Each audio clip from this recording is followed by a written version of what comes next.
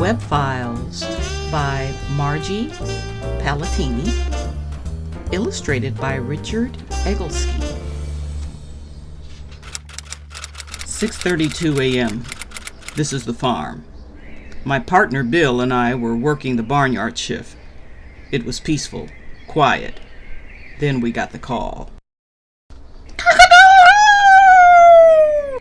A lot of squawking going on down in the cope area, Ducktective Web. Looks like foul play. Report says feathers are flying. Chief says we should check out the chicks. Chicks? Check. Let's fly. 6:35 a.m. The hen's house. We knocked on the door. She answered. Just the facts, ma'am, just the facts. I've been robbed! She clucked, unruffling her feathers. Robbed, I tell you! Robbed! So you're saying that you were robbed, is that right, ma'am? What exactly is missing from the nest, ma'am? Eggs, ma'am? Chicks, ma'am? Peppers! She said with a flap. Peppers? I asked. My perfect purple peppers that were just about ready to be pickled. About how many perfect purple, almost pickled peppers would you say were pilfered, pinched, and picked? A bushel? She squawked. No! A peck, I tell you! A whole purple pick and pick! Have you any idea who would pick a peck of your perfect purple, almost pickled peppers? Not a clue! She clucked. I turned to Bill and gave a quick quack. Round up the usual suspects. 9:06 a.m. Headquarters was hopping. A miss named Muffet had just been tossed off her tuffet, and a gal named Pete was missing some sheep. I noticed that 3 little kittens had lost their mittens. They began to cry. I wanted to help, but I couldn't. I had pickled peppers to worry about. We had Horner in the corner and were trying to make a little boy Blue quack. Okay, Blue boy, quit blowing your horn. Time to make hay. Suppose you tell me where you were this morning. I'm innocent, I tell you, innocent, quivered the kid. I was under the haystack, fast asleep, honest, ask anybody. Sure, I've heard that bedtime story before. Got any witnesses? My partner shook his head. Nope. The sheep were in the meadow, cows were in the corn. Things looked black for the boy in blue, and then we got another call. There's been some horsing around reported down near barn and pen, said Bill. Looks like another robbery. We put the kid out to pasture. 10:43 a.m.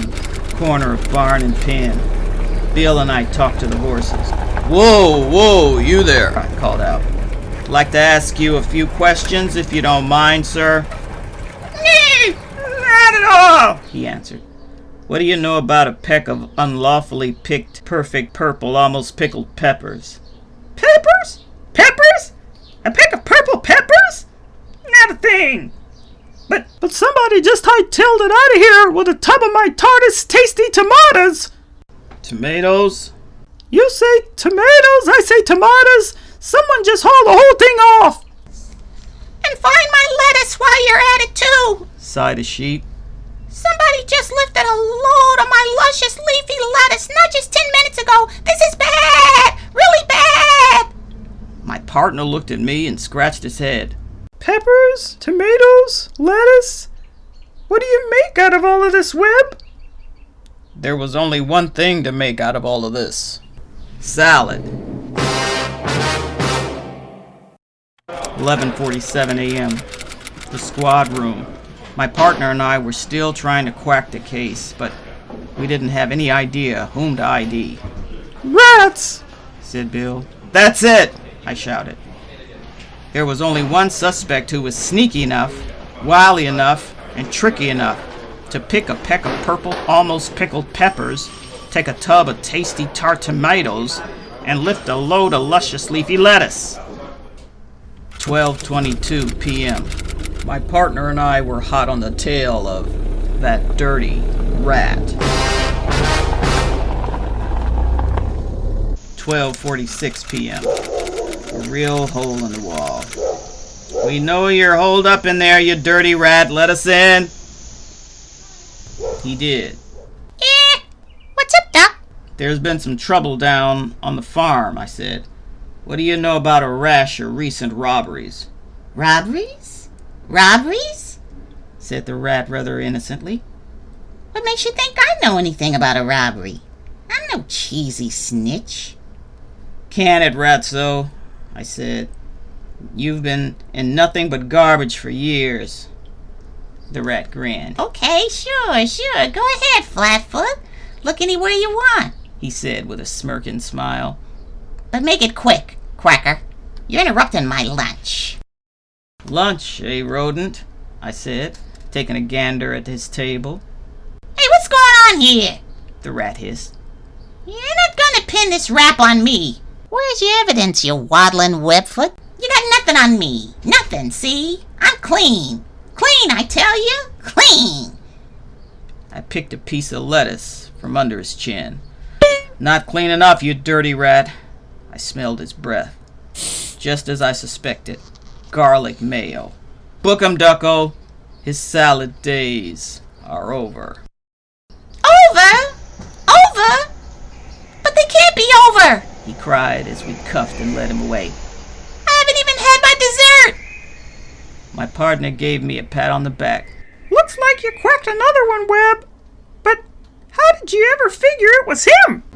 Just played a hunch he ate the evidence for lunch and forgot to use his napkin and brush his teeth. He's a dirty rat. He never did have good hygiene. The dirty rat was tried and convicted on 3 counts of vegetable vagrancy, offensive bad breath, and not using a napkin to wipe under his chin. He was sent up the river and was sentenced to 6 months of farm labor with time off for good behavior, better table manners, and clean teeth. Case closed.